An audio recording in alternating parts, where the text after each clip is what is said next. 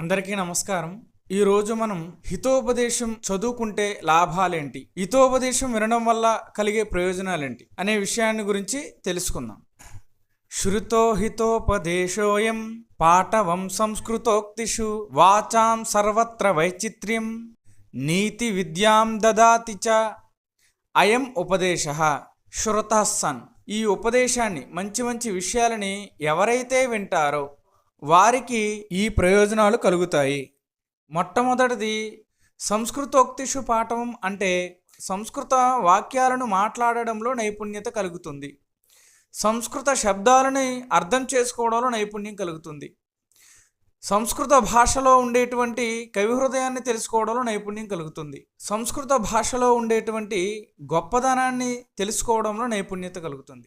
ఈ సంస్కృత భాషలో అసలు ఏముంటుంది, మరి ఏదైనా ఒక విషయం నేర్చుకుంటున్నామంటే దానికి ఒక ప్రయోజనం ఉండాలి కదా. ప్రయోజనం లేకుండా ఈ లోకంలో ఏ వ్యక్తి ఏ పని చేయలేడు. ప్రయోజనం అనుద్దిశ్య నమందోపి ప్రవర్తతే. అలాగే మరి ఈ ఉపదేశాన్ని, హితోపదేశాన్ని వినడం వల్ల కలిగే మొట్టమొదటి ప్రయోజనం సంస్కృతోక్తిషు పాఠవం.